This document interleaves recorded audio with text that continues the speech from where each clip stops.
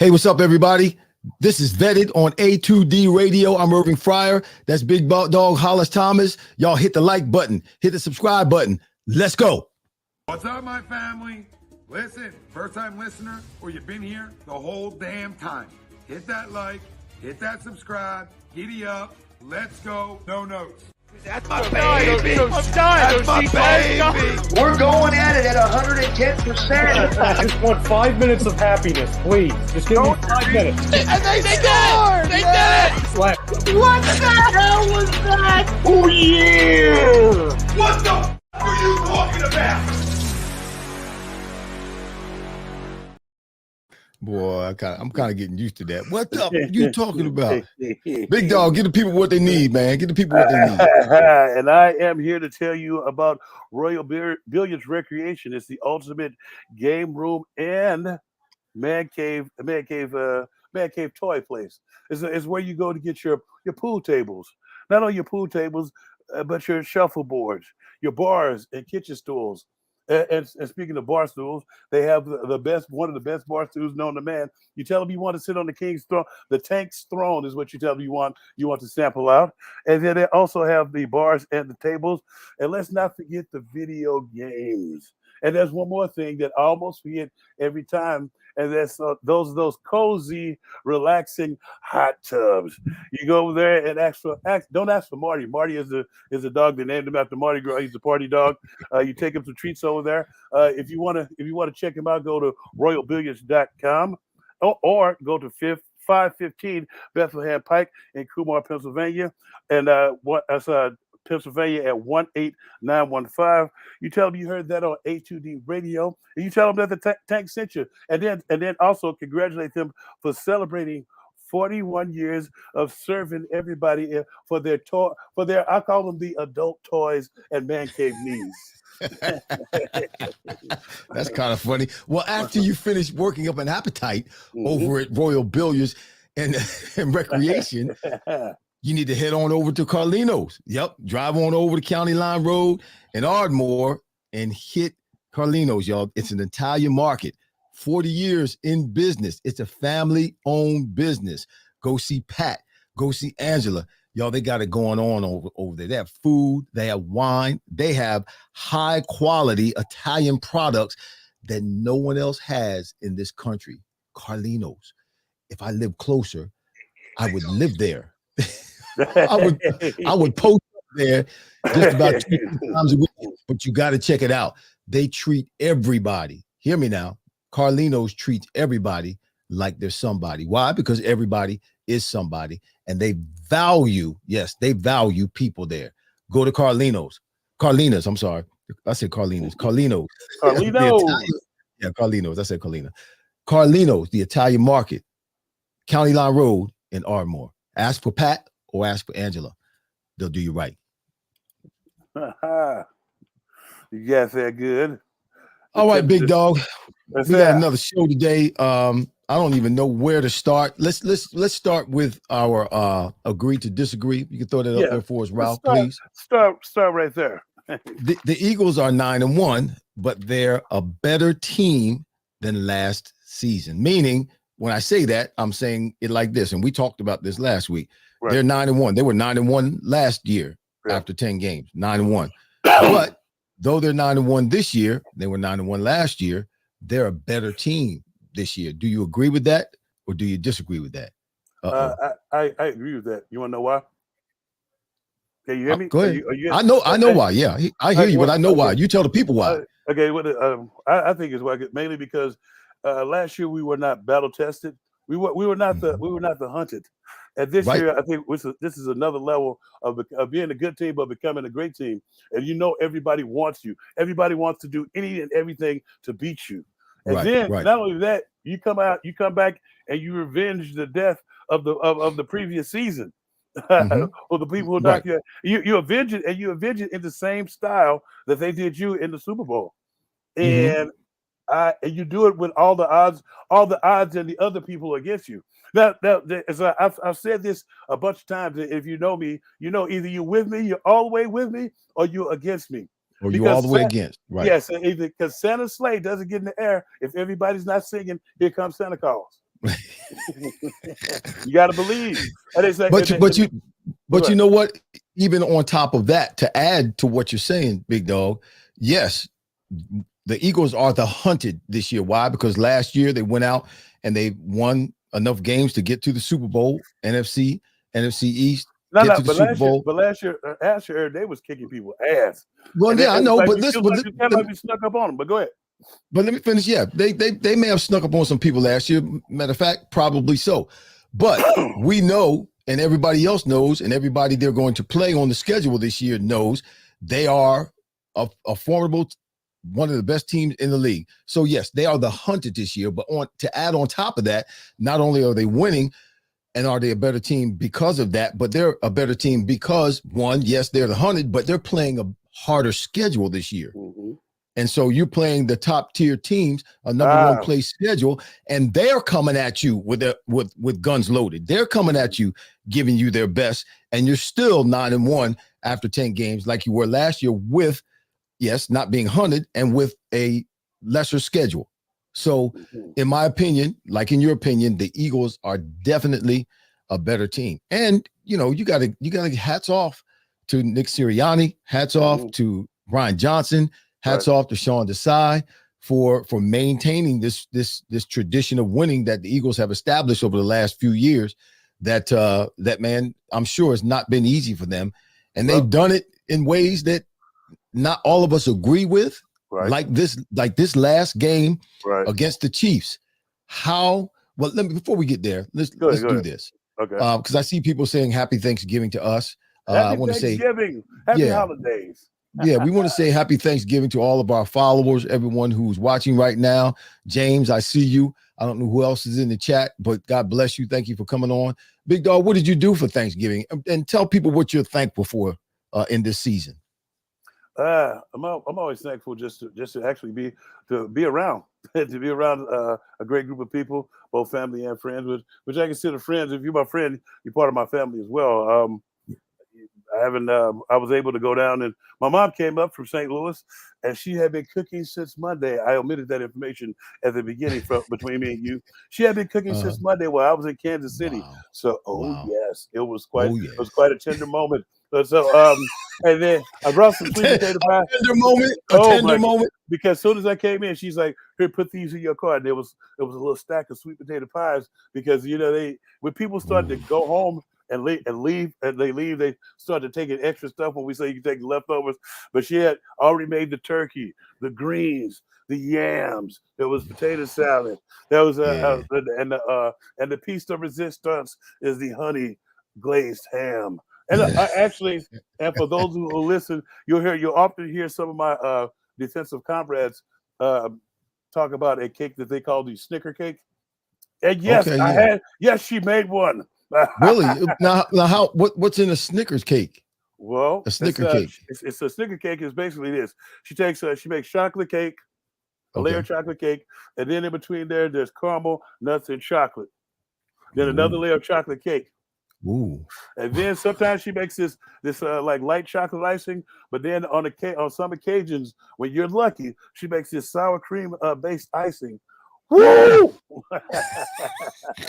And when you cut, it's good when you cut it. And as you pull your piece off, the caramel, the caramel. The caramel stretches in. Yes. So she made one of those, and she made a pineapple upside down cake. And I know a lot of our listeners out there. They only get German chocolate cake around Christmas and Thanksgiving time. And so she made one of a German chocolate cake as well. Your mama was getting it, man. My God. Down. Yeah. Is she feeding the army? Good God. Good Lord. It was just a few of us. My sister had some of her friends come over because she's an instructor. So she had a lot of, not a lot, but just a few of her friends stop by. And I had my nieces and nephews and stuff. And it was the little ones, they was working my nerve. Stay outside. They kept coming in. Stay outside. Get outside. No, That's what happens. They would go outside and then come right back in like 10 seconds later. I was Door just slamming. Yeah. And then the one time they came in, my little niece Mackenzie, she looked at me right in the face and walking by I'm like, what? And then she comes next to me and she's trying to grab. She has one of those Segway thingies, those 2 feet. So she was trying to get it from behind the couch, and I'm sitting there looking like the thing is way too heavy for her to move. And so I was like, I'm just sitting there looking. I'm like, okay, so you want me to get it now? You want it's me to gonna get it turn now? out bad. She's like, no, I can get it. So I was like, man, get your little ass out the way. She's like, then they go out there, and the next thing I was listening, and this is how cynical I am as an adult. So I'm kind of listening by the door because they just took this thing out there, and you put your 2 feet on it, and it goes fast. Okay. I'm listening for the screams. I'm listening for the screams because I know somebody gonna fall. Because they was it like a skateboard? Was it like a skateboard? Yeah, but if you put your both feet on it and do it like this, it was a hoverboard, like a hoverboard. Yeah. I was like, yeah. And the next thing those things mess you up. Yeah, those things will mess you up, man. I know, and now they know. Well, I'm glad you had a good time, man. I really didn't do anything. I called my mom, I called my sister, let them know my wife and I were not coming over because we needed a day of rest. I rip and run so much, man. I just needed to take the time to take the day off, even though I didn't really take the day off. I still was working on some stuff that I had to do on today.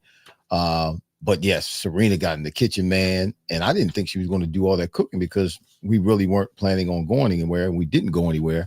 But yeah, it was ham, and she air fries turkey.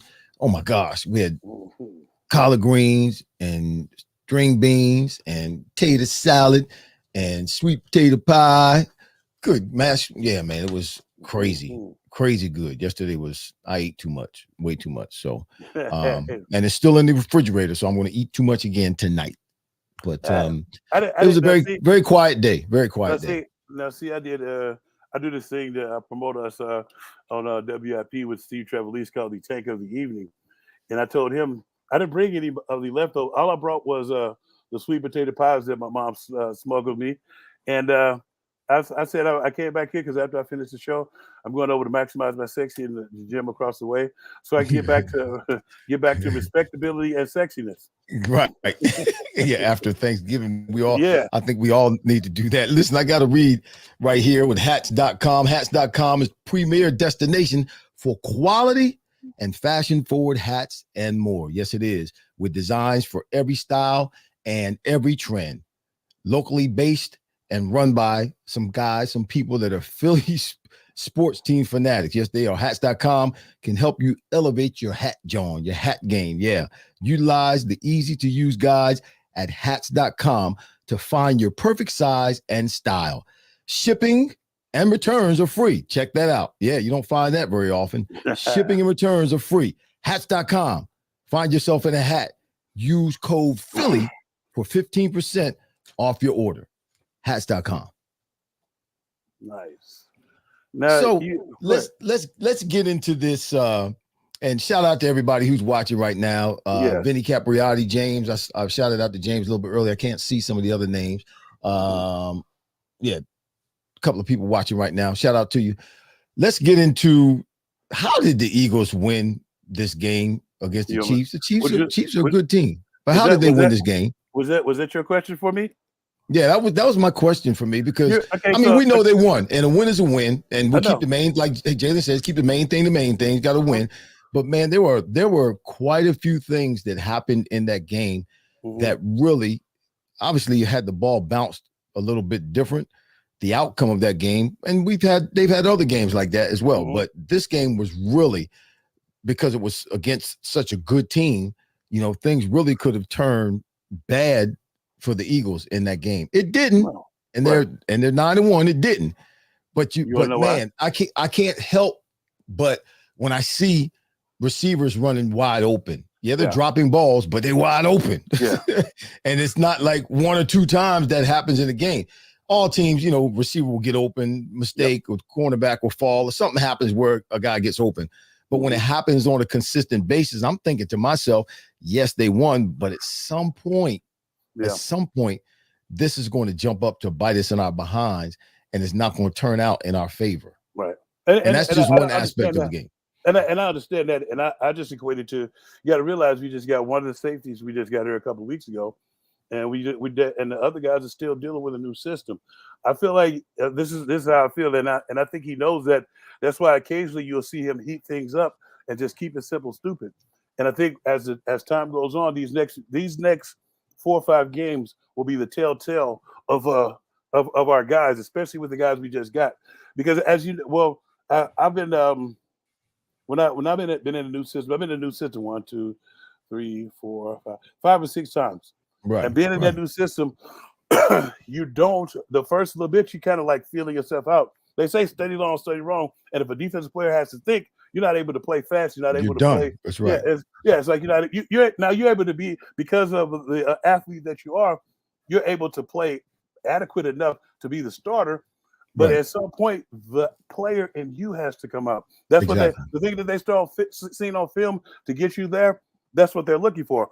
Mm-hmm. So I think that's going to take a couple more games for them to get that under the belt. The reason why they want is I told you this last week. Those receivers stink.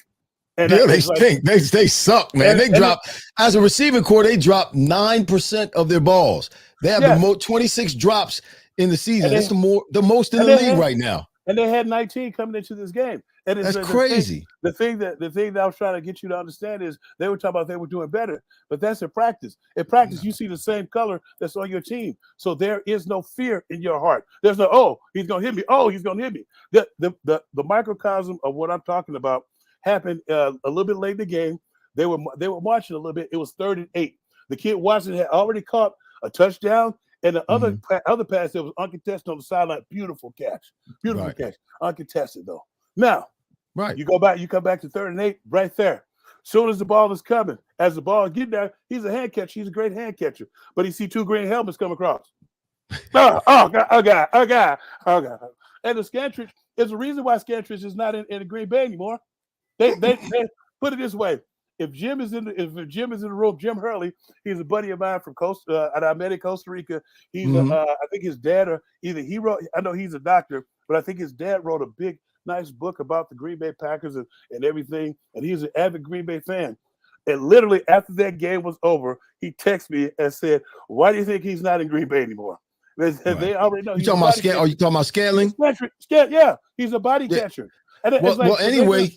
And yes, he wasn't dropping balls or the big one that he dropped. And don't get me wrong, it wasn't necessarily going to be, you can't really necessarily say it was the game-winning drop or he dropped the game-winning pass because there was still time left on the clock. And I believe had he caught it, the Eagles would have gotten the ball, went down and got close enough to kick a field goal, tie it up, and gone into overtime or maybe even possibly scored a touchdown. But that catch that he dropped, and the other couple of other ones he dropped, and Watson dropped, and Kelsey dropped. Wasn't nobody around them. They weren't getting ready to get hit. They're wide open. Kelsey got it. It was a fumble, and it was like, and that was one of them. Yeah, he got a fumble, but he dropped one too. He dropped one late in the game. And the funny part of why we did win that game is we did what we didn't do in the playoffs. Well, in the playoffs they had Juju Smith-Schuster, who's an iffy catcher. He'll catch sometime. It's like so. You don't have anybody back there. We call those people self-check. It's like it's kind of like when you play basketball. The most disrespectful thing somebody can say to you in basketball. Oh, go ahead, let him shoot. And that's right.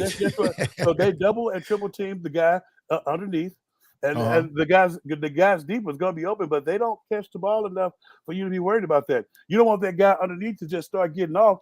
And then everybody, that type of confidence will permeate throughout the team, and then they will catch. But if they're not like our team as well. When they took away A.J. Brown, Slim Reaper stepped up, Swift stepped up. It's like you have other guys to step up. They don't have anybody besides Kelsey to step up. And that's they don't. If you look at the defensive scheme, it was a couple of times. It was 3 guys on Kelsey. It was like.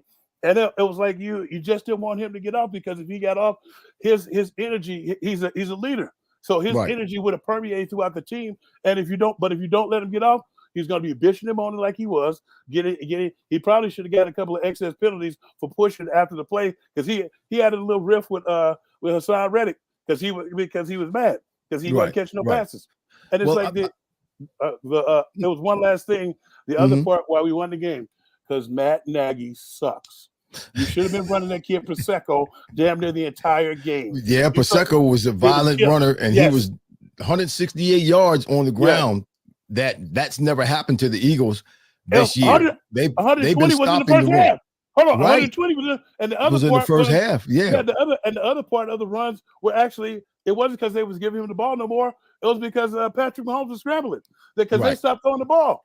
I mean, they Right. stopped running the Right. ball. Stop It's running like, the ball. Yeah. yeah, it's like, and so I told somebody the only thing that is missing from that equation is Eric Bieniemy, and you have to. It's like they didn't win a title till he became the offensive coordinator and Right. quarterback coach, and they haven't done anything really offensively. Now, do you realize that was the third straight game that they haven't scored a point in the fourth quarter? Well, that's. I mean, you talking about the Eagles or you talking about the Chiefs? Talking about the Chiefs. Yeah. Yeah. Well, yeah, they got a big goose egg in the second half. But you know what? I didn't realize that the receiving core was that bad. I knew they were dropping I balls. told you. But I know I had to see it from my own eyes. It's terrible. And they will not make it. You know, everybody's talking about, well, Kansas City's going to make it back to the Super Bowl again this year. I doubt that. If those cats don't, if something doesn't happen transformatively, real quick, yeah, they got to transform that whole receiving core into guys that have confidence, that can run routes and catch balls, particularly wide open. But it's the one thing that you're not going to be able to mimic in practice is game speed. No, you can't. And game intensity, and that's like you remember when Jalen Reagor was here. I said this to somebody the other day with Jalen Reagor. Oh, he's doing great in practice. Hell, I even seen him in practice go up and catch a one-handed tremendous catch. I was like, oh, then I seen him in the game. Well, it's different in the game because it's all mindset. You start thinking, not necessarily. You start thinking whatever your thoughts are. You can't think. You got to just do. You cannot play having to think, particularly the ball's in the air and you're tracking the ball. You can't be thinking to yourself. You got to be just doing it. And those cats are not to that point right now because they're struggling. And every time the ball's in the air, you can tell they struggle with tracking the ball. They struggle with looking into their hands. They struggle with making catches. And it becomes a problem, obviously, not just for the offense, but for their whole team. I do have to take my hat off to Sean Desai this week, though. I don't know if you recognized it. I'm sure you did. You were watching. Yeah. But like I was not complaining, but pointing out the two prior weeks before the bye, when they played Dallas and then they played the Commanders. Right. They didn't do anything in terms of blitzing 80% of the time. They didn't do anything in terms of switching up the front. It was the 4-man front. The four were rushing from the same spot the whole time for about 80% of the time, 85% of the time in both of those games. So there was nothing for the quarterback to have to think about. There was nothing for the offensive line to have to think about. There was nothing for the wide receivers to have to read or the backs to have to read because everybody was where they were when the ball was snapped. It was cover two. They showing cover two. That's what they ran. They showing cover one, which they weren't showing. That's what they ran. But in this game against the Chiefs, I noticed I didn't get the percentage of how much because I didn't go back and watch every play again and track that. Sean Desai was doing something different. There were 5-6 players up on the line, and they were blitzing a little bit more. They were changing it up a little bit more. There were a couple of times I saw, he had 5 or 6 up on the front line, and they would drop back at the snap of the ball rather than rush. So he did do some things, take the time out during the bye to install some defenses and even defensive looks to create a little, just to make the quarterback to have to think. But you had to bring the rest of the guys up to speed too. It's like you guys got Roby in there. You got Roby in there. Roby back, Roby back, and you got Kevin back. Kevin Bayer back. Just got there. He had a little bit of time to introduce more things than he did in the past. Sure. So it's like the one thing that I committed him on was going to the 5-man front where we were getting gashed because you watched it on TV, right? Yes, I did. So you saw that the both offensive tackles were either jumping the snap count or lined up in the backfield almost every other play. And it was one play. On their 4th and 1 play, their offensive tackle, he hit our defensive tackle before the ball was even snapped. Before the ball snapped. Yeah, so you know what I'm talking about. I was like, dude, what are they doing down there? And then that crappy call, that legal contact call. I was like, dude, y'all are just one-siding this up. And I was like, you don't want to sound like a homer. I was like, but it was clear, and it was the discrepancy was there. Now that unnecessary roughness penalty on Fletcher, yeah, he should have got that. Well, yeah, because he did take He took two steps, two steps, and the fourth that he hit it with, and I was like, right. And at first I was like, no, he shouldn't. Oh yeah. Well, and according to the rules, with the new rules I'm talking about, his helmet did make contact with Patrick Mahomes. Yeah, even if his helmet did make contact, Mm-hmm. he pushed him way too hard, and it was two steps. We only get one. He should have just grabbed him with his hands, you know. And but yeah, that was a penalty for sure. According to the rules, back in the day, that wasn't a penalty. Back in the day, he was taking it easy on the quarterback. But according to the new rules, yes, that was a legitimate call. Legitimate call, yeah. So 9-1. What do we need to do against the Bills? We got the Bills coming in town. This again, the Bills are playing well. They're 6-5. I think they're kind of desperate right now because they've got to get a few wins under the belt in order to compete for that division. Otherwise, they're out. Josh Allen threw for 275 yards, 3 TDs against the Jets. They just beat the Jets. He got one interception, but he had a 108.2 QB rating. Defense, they're allowing 17.3 points per game. That's 4th in the league. They got 19 takeaways. That's 2nd in the league. They got 6 QB sacks and 8 QB hits versus the Jets last week. That was that was against Zach Wilson. Yeah. Well, do this right quick. We have that video video package coming up here. All right, we got a video package coming up. You saw that. Way to call it, big dog. No problem. Just let's do that, and then on the other side we'll come back. What you're talking about? Yeah. Yes, sir. All right. Royal Billiard and Recreation, proudly celebrating 40 years and our new, bigger showroom. Twice the size and twice the fun. More pool tables by Olhausen. More dartboard sets, including custom reclaimed backboards. More bar and kitchen stools that can change a room. And more bars, including pre-built and custom. Hot tubs, skee ball, shuffleboard, outdoor, and fun. Royal Billiard and Recreation, your ultimate game room store. Now located on Bethlehem. In our family, food is our daily bond. My nonna, affectionately called Mama by many, found solace and joy in the kitchen, sharing our love through delicious creations. She turned her culinary passion into a flourishing business alongside her husband and sons in 1983. Celebrating 40 years is a testament to our exceptional team, friends, family, and beloved customers. With gratitude, we look forward to the future, expanding our brand to share the highest quality Italian food and wine nationwide. Our heartfelt thanks to everyone who has played a part in our story. Grazie mille.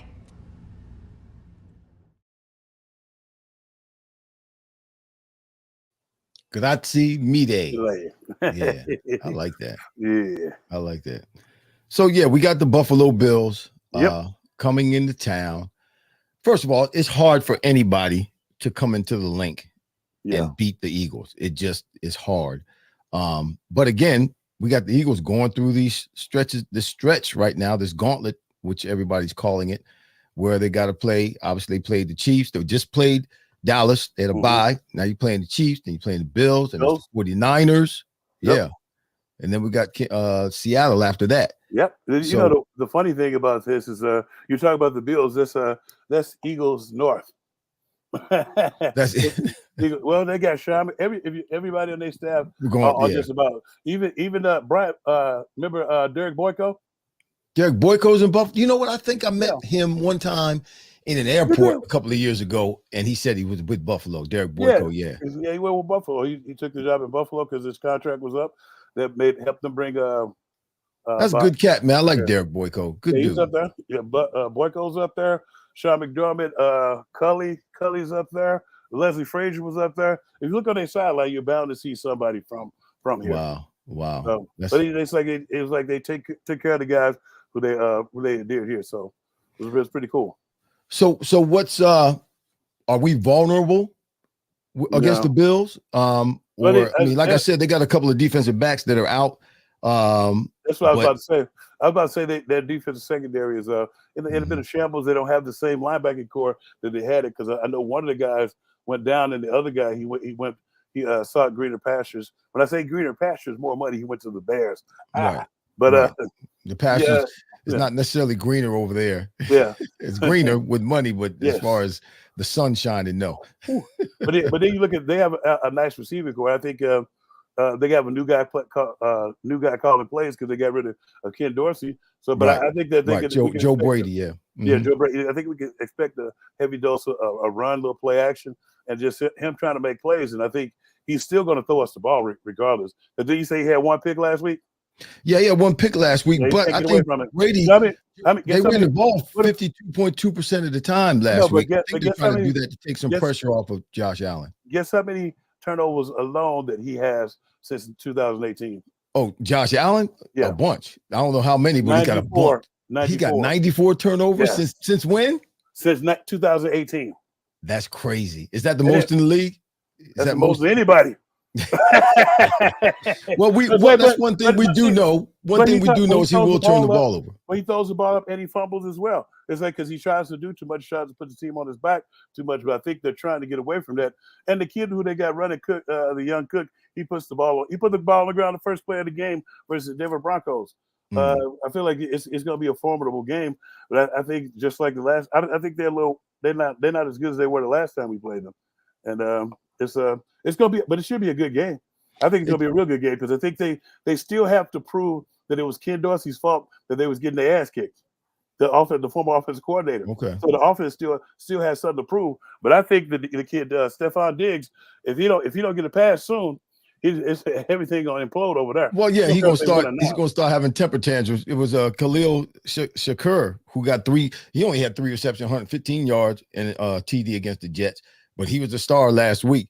And Diggs has been quiet for almost 3 weeks now. He hasn't really caught any balls. So and he's been pissed the whole time, but because it's like, and then if you look at some of the stuff that they were doing, it's kind of why the guy Matt Canada got ousted in Pittsburgh. Mm-hmm. It's like I don't like Dan Ostrowski, but he said it best. He said sometimes it just seems like their offensive coordinator is just calling plays. He's not no set rhyme or reason. They just calling plays out there and hoping for the best. And it was no greater point to prove than the way to prove that point than when they were playing Pittsburgh was playing against somebody with the final drive coming up, and for 3 plays they ran the ball, and they was getting some quality yards. Then the next 3 plays in a row, they don't even go to pick their number one threat, Pickens, the dynamic receiver. They go to Stevie Johnson 3 times in a row, and it was errant but crappy passes. Right. Now either that's quarterback play, Kenny Pickett. I'm not sold on Kenny Pickett, or that's the offensive coordinator, the offensive coordinator, right? Yeah. So it's like you have to put the guys in the better. It's like sometimes they say they call the plays. Yeah, they call the plays, but it's kind of like now tell me this. So this was the question I have for you. It happened in a Monday night game. We're backed up and he runs three different screens in a row. What the hell was that? Well, let me say this first. Tommy Arnone said happy Thanksgiving to us here on A2D Radio. Tom. What's going on, Tom? Thank you, bro. Appreciate you, man. I try to figure out too why the Eagles, because it seems like they start running these bubble screens at some really odd times. And I think I figured out that when things are kind of going awry for them, or things are kind of getting out of place offensively for them, they kind of run these bubble screens, and they'll do, like, you'll see them 1 or 2 in a row, back-to-back bubble screens. I think it's to kind of settle themselves down and to slow the defense down, because when you're running bubble screen, obviously if I'm a defensive end or a linebacker edge rusher, I can't just take off up the field trying to stop the run or trying to get to the quarterback when there's a bubble screen. I got to kind of hesitate so I can chase the ball. So it slows you down, the defense down a little bit, particularly the defensive line. So I think that's why they do that. Matter of fact, I know that's why they do that. The Eagles do that with these bubble screens, not necessarily because they haven't really, I can't remember a time that they've got any significant gains or yardage out of a bubble screen. But I think it's more they've got a touchdown or 2 out of it here and there, but not recently. But they haven't been 40-yard gains. I know. They're not 40-yard gains, or so I think they do it as a strategy to get the defense to stop pinning its ears back and to play a little more conservative, because they know if we throw the ball to the outside, you got to get to the outside. You can't just be so far up the field that you're not a factor in trying to get to the ball on the outside. Yeah. I believe that's why. And they then do too, the it's bubble like screens. I don't know why they keep when you see them in press man coverage, you have to excuse the language, shit can the bubble screen because that's a pick or a fumble waiting to happen. Well, yeah. Well, I was really not impressed with AJ Brown this week. AJ Brown got manhandled, if I could say, by L'Jarius Sneed. Mm-hmm. 1 catch for 8 yards after going on this tear that he was on for all these weeks. He'll be back. And I know he'll be back, and he'll be back this week. I promise you, he'll be back this week, because to me that was a little bit embarrassing, because Sneed was following him around. It wasn't like it was just one side of the field. Sneed was following him on both sides, and Sneed shut him down, even to the point to where they ran a little bubble screen to Devontae Smith, and AJ didn't block him, couldn't block Sneed. Sneed came in and smacked Devontae because AJ missed it. So he was manhandling AJ in coverage and in defensive, when he's trying to block. So AJ should be a little bit upset with his play this past week, and we should see more. Obviously, we didn't see any. Well, we kind of did see a kind of a temper tantrum a little bit. Well, that was because that's because how bad he beat. But no, wait. That was AJ Brown's fault. AJ decided. That's why I was going with it. He shouldn't have gotten mad. He beat his man, but Jalen was throwing the ball where he was supposed to be, because there was a blitz. You can't expect Jalen to see all of that. There's a blitz. Get where you're supposed to get on the inside, then catch the ball and score. And he changed the route, but then he wants to get a little anime. I don't like when he does that on the sideline. Yeah, I was laughing because I was like that, but that happens, man. It's a game, you get heated, right? And then you're wrong, but it was like you're wrong, so you have to not look wrong in front of everybody else. But then you go to the side. My bad, dog. My bad. Yeah, no. Don't be trying to front on me in front of everybody else. No. I had to make it look good. No. Yeah, make it look good. but now it's like when you look at how it went down. The reader, he was that was what I was talking about too. He was like real handsy with him, and they called us for illegal contact. Now his hands was all over AJ Brown, all down the field, pushing, tugging, and then pulling and stuff. And then they call the crap on us. I'm like, if you're gonna let him play, let everybody play. Right. It's like when they called it, and then they was bitching them on it. This is why I don't like the broadcast too. The broadcast is bitching them on it about a holding call. I was like, dude, you keep showing a highlight from the Chiefs where the dude literally is hugging the Eagles guy. You can see the Nikes on the guy's glove, and I'm like, dude, what are y'all doing? And then the guys are jumping outside, and you're praising blacks where guys are literally hugging the dudes. I was like, by rule and by technique, that's you supposed to have your hands on the inside. Right. That's not holding. Right. Like if you got them on the outside, that's holding. That's holding. Yeah. Yeah. Well, I mean, I saw a few penalties that either they let go or they just plain old missed. And they're obvious. But if I'm seeing them, because I normally don't look for that kind of stuff, but if I'm seeing them when it's live, I know the referees, they're trained, they're supposed to see that stuff. But that's here nor there. The Eagles still won. Came out of Kansas. Anytime you go to Kansas City, go to Arrowhead Stadium. I was there, and you know what? You played there before, haven't you? Yes. Now, the reason why I realized the reason why it be so many damn people, like so many cars out there, is because they don't have any public transportation to get people to the game. Right. So getting in it and out of that stadium is a chore. Yeah. It was like, whoa, man. Yeah. Shout out to my guy. I saw Carell Buckhalter, former player. Yeah. Where'd you see him? Yeah, he was out there. And then also, this is the other question. Do you think the Chiefs receivers are taking the tutelage from Todd Pinkston well? Yeah, I think so, because he's tutoring them how to be Butterfingers. Shoot. And you know what? The only thing there have been I never dropped balls like that. I mean, when I think of my career, the only thing I think about pretty much in my career is the times I dropped balls, but I didn't drop a whole bunch of balls. I wasn't one of those guys. And as a professional receiver, you should be catching, you should catch anywhere from 95 to 98% of the balls that are thrown to you that are catchable.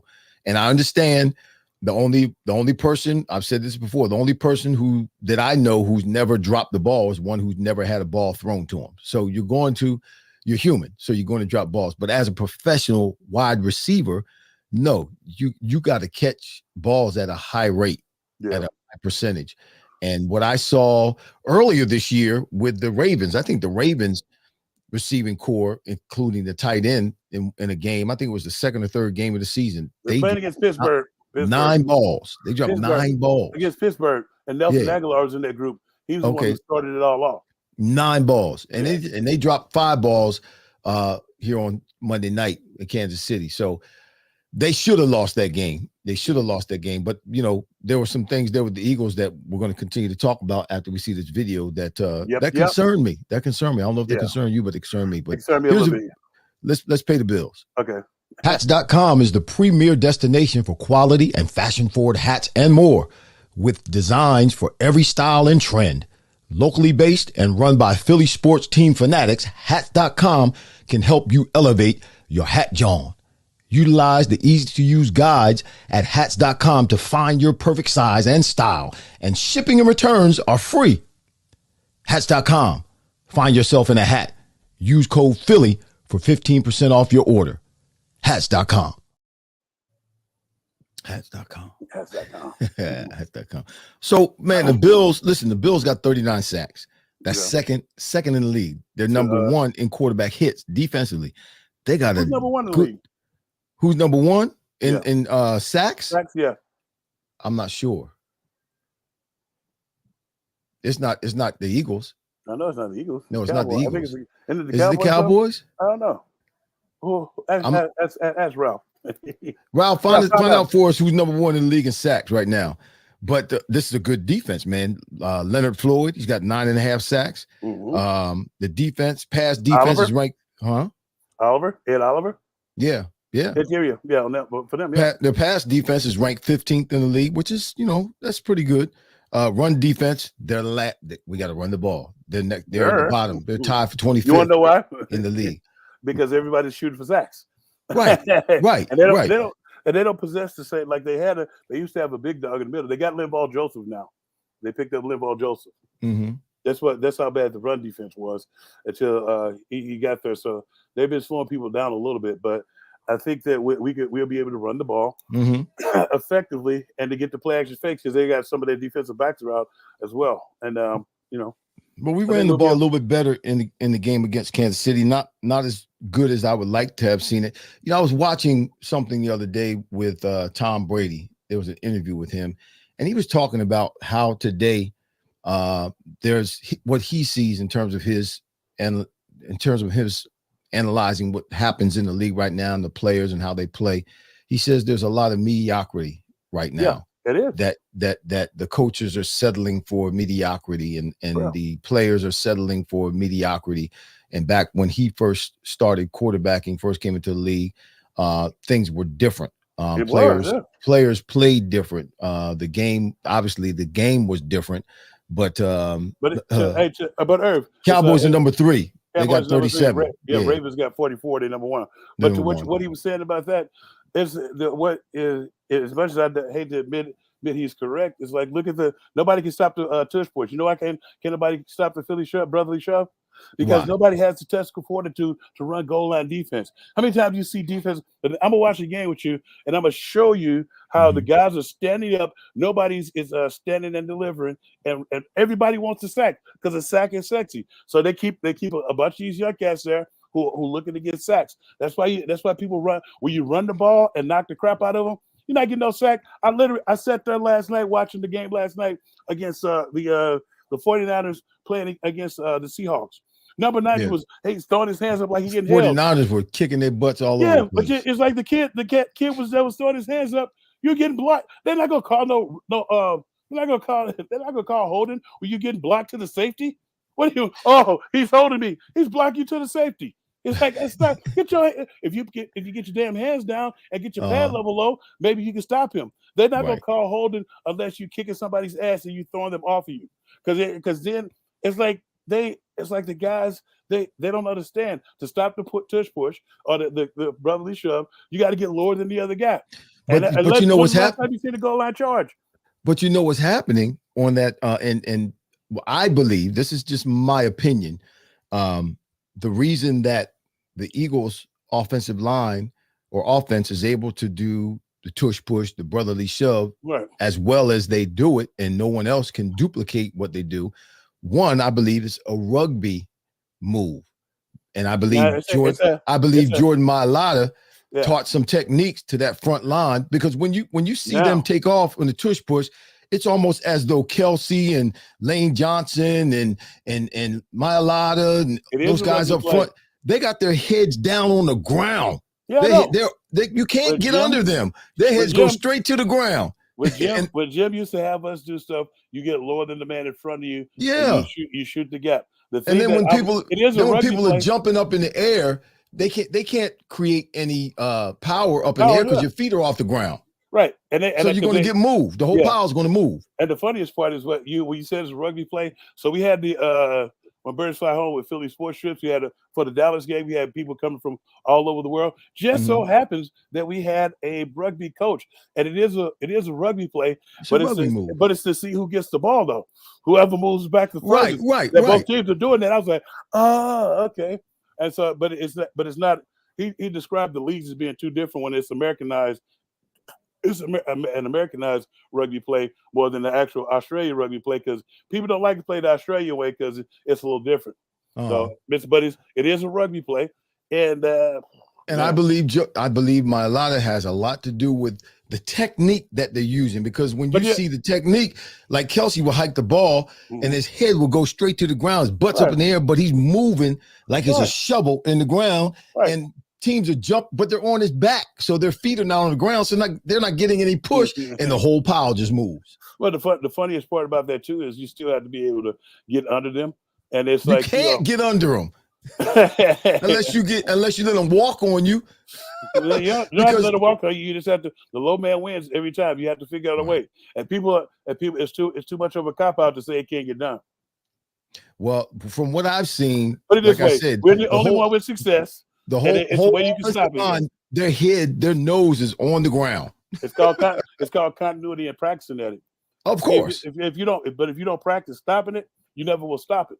Right. So if you know you're going to play this team, you need to practice stopping it. Well, it's like I guarantee you they practice that all the time, being in sync.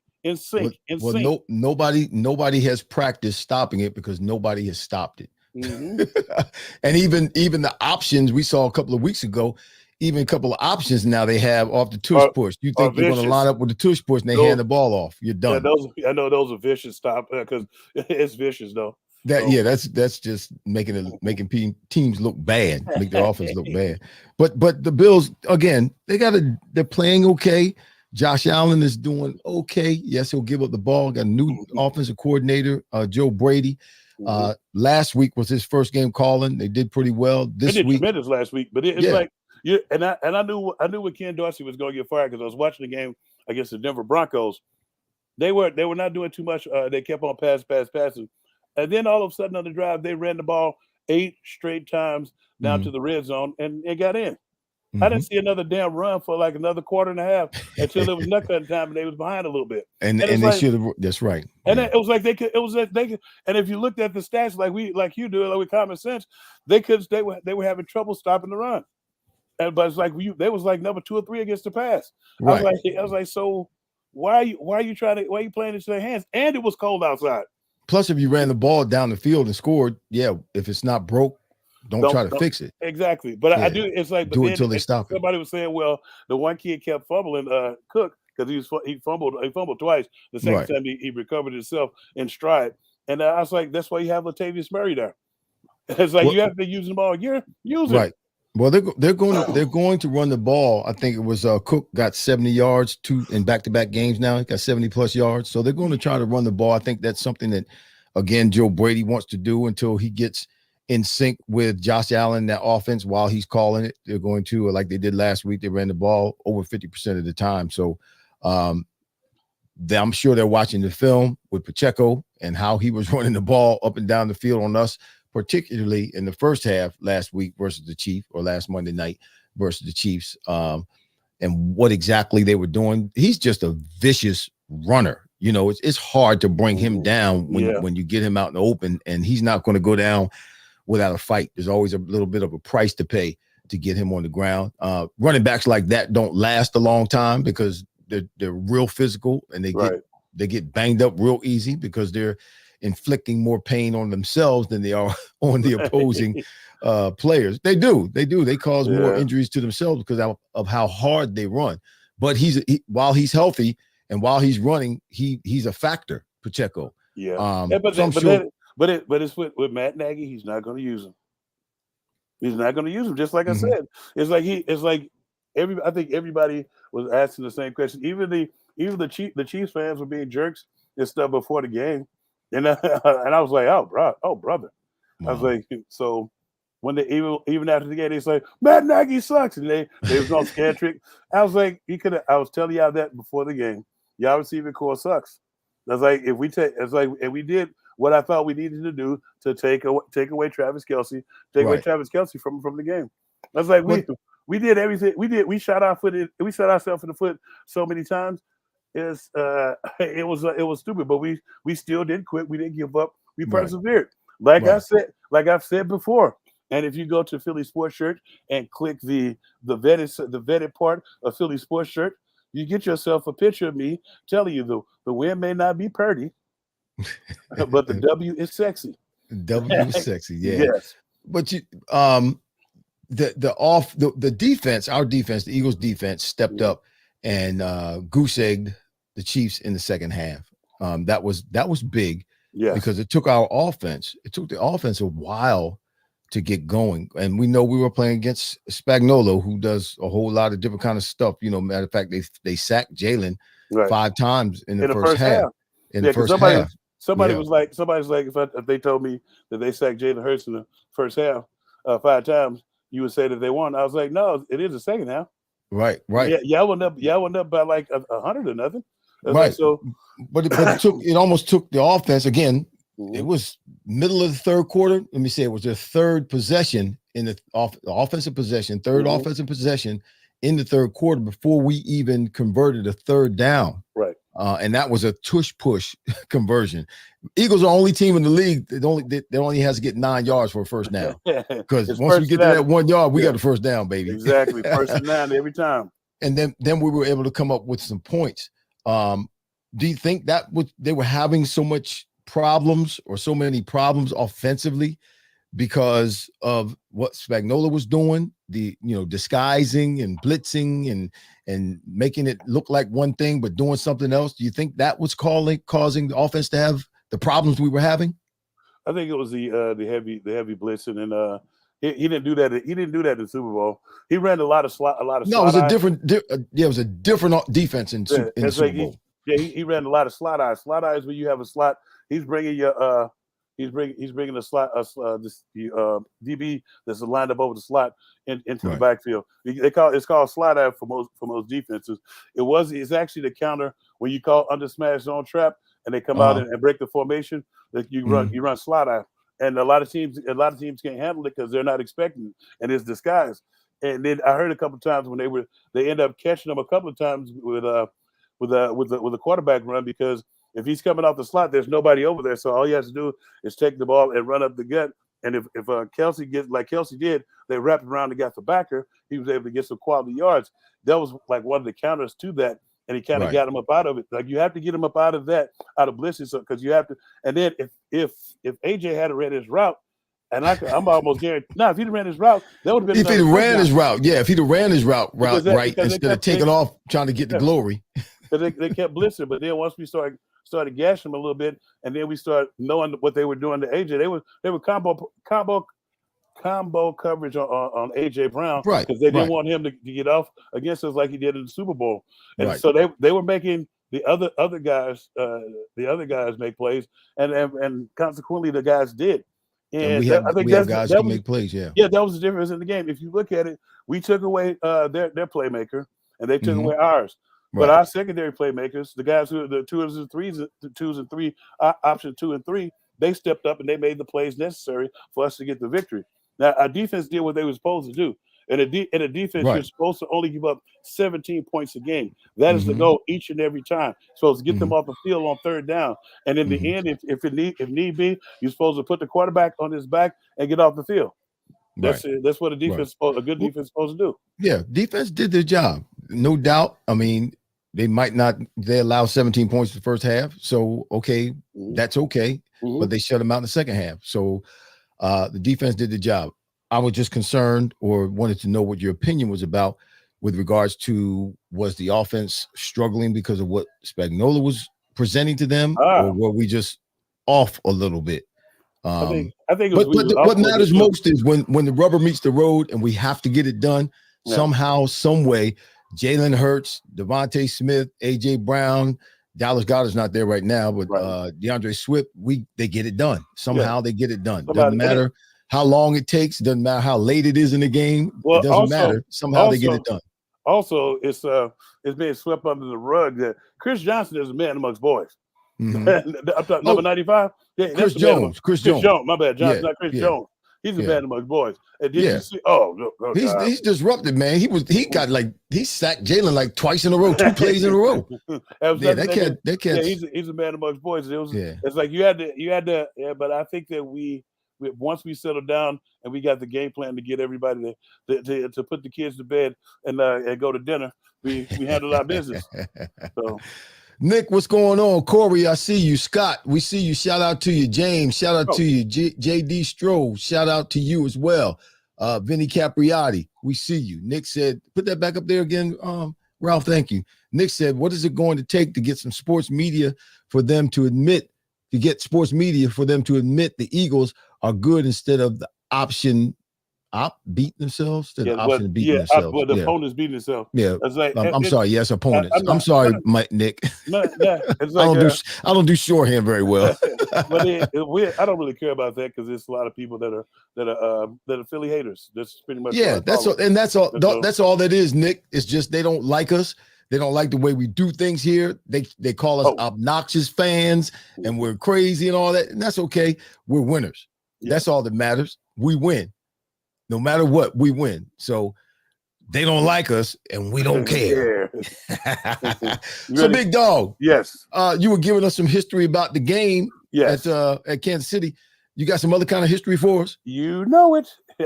This Day in History by Hollis Thomas is brought to you by Philly Sports Trips. Go to phillysportstrips.com and let us take care of all of your tailgating, road game needs and pep rallies. So all that we do, all the Philly sports. Go to phillysports.com. And if you book a trip or a tailgate, you tell them you heard it here on A2D Radio from the Tank. Now today is November the 24th, 2023, the 328th day of the year. There's only 37 of these puppies remaining, man. Wow, almost done with 2023, man. Today's national holidays today is Black Friday Day. The shopping day for everybody. Did you buy something today? Did you buy anything today? No, I didn't. You had to think about it too. Yeah, I did. Let me see. No, I ain't buying nothing. I ain't buying nothing. Well, it's not the end of the day yet. You still got till midnight. I still got till midnight. Yeah, the sales are on until midnight. Amazon is calling my name. DB Cooper Day. I'll explain more of the DB Cooper Day later in my events. It's also Leftovers Day, and I like leftovers. And Fur Free Friday. I don't know. No fur today. Don't wear any fur today. No fur. No fur Friday. Not even fur in your shoes? Apparently not. We got some events here. In 1874, Joseph Glidden, he patents barbed wire. Wow. Wow, yeah. In 1903, Clyde Coleman of New York City, he patented the automobile electric starter. 1932, the FBI crime lab officially opened in Washington, D.C., the District of Columbia. 1963, Lee Harvey Oswald was killed by Jack Ruby on TV, on live TV.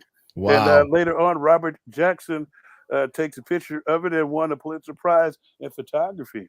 Wow. In 1971, this is the D.B. Cooper thing.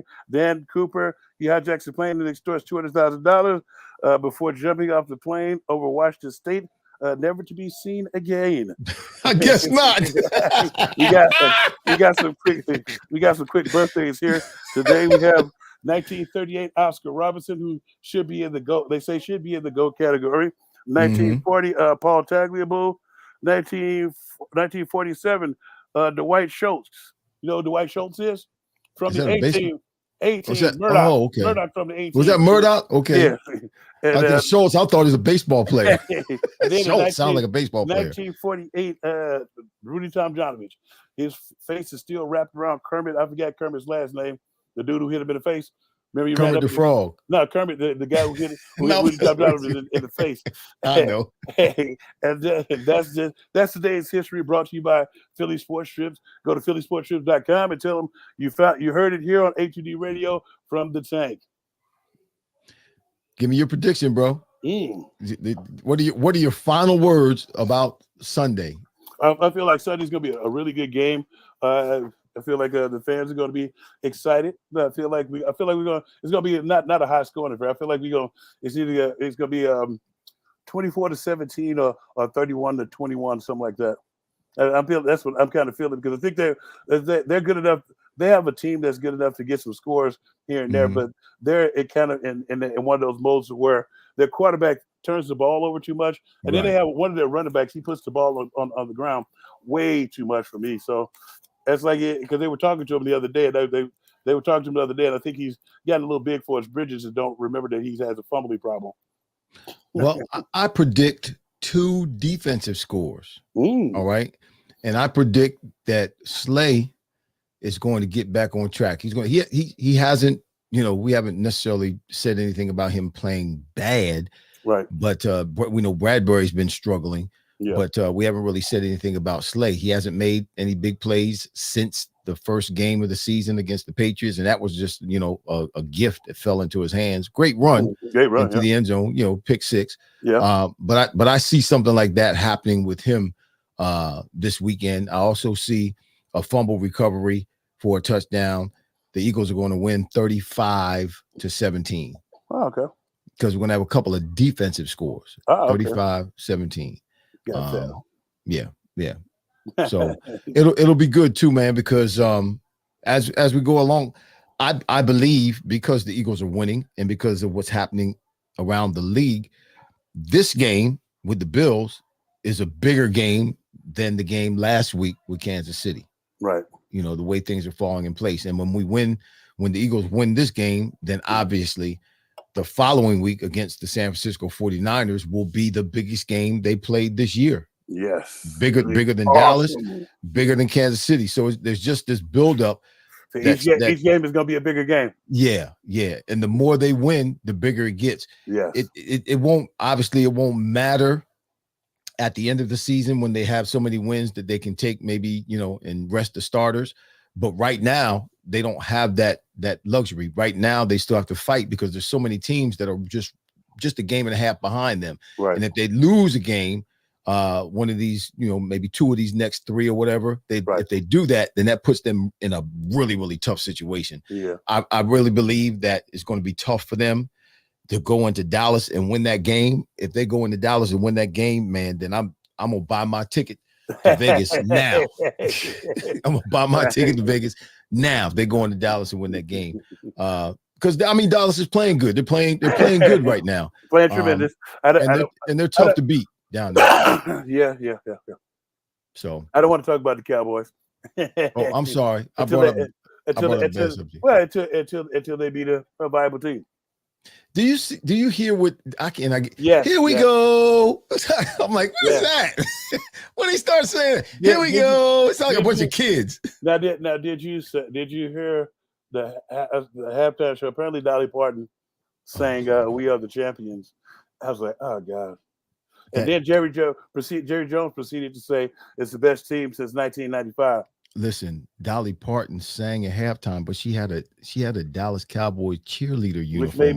Which made me turn the channel. I turned the channel a long time before that. What is she thinking about, man? Oh my God, it didn't look good. No, it didn't look good at all. That's it's like it's that's what they go. So your body shape is like she's 77. What do you expect? She shouldn't have put it on. I know. Wear a dress. Cover all that up, Dolly. Yeah. Come on now. Good gracious. Listen, y'all, we'll be back. That's the end of our show. We'll be back. Yeah. This is A2D Radio. This is Vetted with Irving Fryar and Hollis Thomas right there. Big dog right next to me. We'll be back next week. Same time, same place, same purpose. Give you more information about the Eagles, our opinion, what we think. Whether you think it or not, you're going to hear it because we're going to say it because this is our show. Now, so we'll see you next week right here. Don't forget, hit the like button, hit the subscribe button. We'll see you next week. Go Birds.